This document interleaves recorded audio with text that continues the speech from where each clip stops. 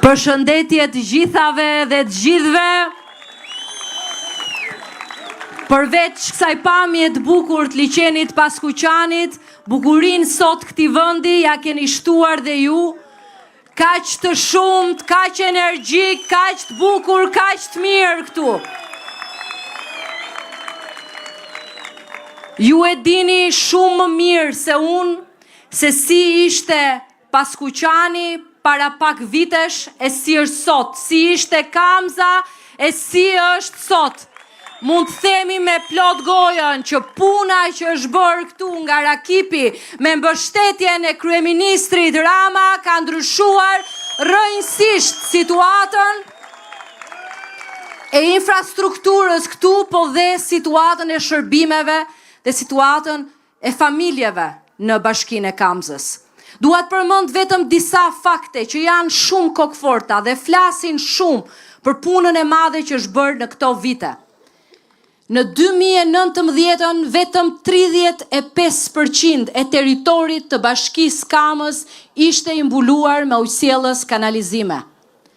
Këtu janë bërë 165 kilometra rrugë dhe janë në proces 65 kilometra të tjerë dhe 95% e territorit është sot e mbuluar me ujësiellës kanalizime. Janë rindërtuar dhe rikonstruktuar 39 objekte arsimore, qerdhe, kopshte, shkolla. Në bashkinë e Kamzës janë 20.000 nxënës. Është bashkia me numrin e treta me numrin më të lartë të nxënësve në Republikë. Është një bashki e re, një bashki plot energji, prandaj kemi investuar kaq shumë në qerdhe, në kopshte, në shkolla, në rrugë, në park, në pedonale, në këtë park këtu 84 hektar që i është kthyer si pronë bashkisë së Kamzës dhe të gjithë qytetarëve këtu. Është fakt që mbështetja e kryeministrit Rama ka qenë e pakursyer për bashkinë e Kamzës, sepse ne kemi parë këtu jo vetëm një bashki të lënë pas dore, njerëz të lënë pas dore nga një pushtet që vazhdimisht e merrte votën, po nuk thente asgjë mbrapsh.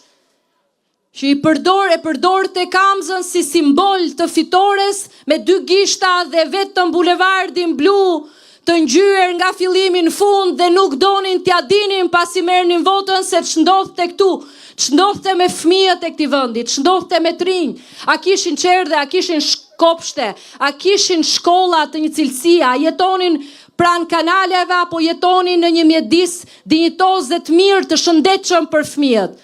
Por vota për Rakip Sulin, vota për Partinë Socialiste, vota për Edi Ramën e ndryshoi këtë realitet. Të gjithë ata që kanë hedhur vot këtu për Partinë Socialiste e kanë kuptuar se ç'vlerë madhështore ka vota. Ajo është një fjalë që e përdorin në fakt të tjerët. I keni parë kundërshtarët tanë politik, se si e përdorin pa teklif fjalën madhështor.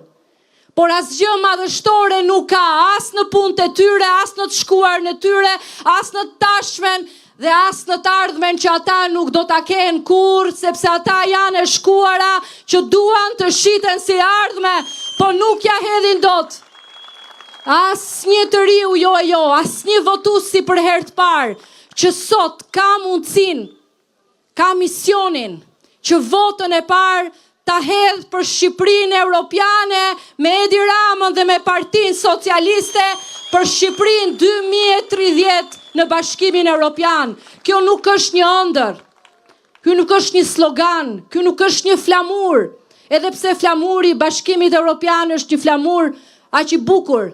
Sigurisht flamuri ynë është më i bukur në botë, po dhe ky i Bashkimit Evropian ka brenda ëndra tona, ka brenda përpjekjet historike të shqiptarëve, po ka brenda edhe ëndrat e të rinjve si ju. Prandaj është kaq e rëndësishme që ju jeni këtu, mira të rinj, dhe 5.000 votuesit për herë të parë në Kamës, dhe të gjithë mira votuesit për herë të parë në qarkun e Tiranës e në gjithë Shqipërinë, duhet ta investojnë këtë vot për të ardhmen e tyre të sigurt. duhet ta investojnë për pasaportën tonë europiane.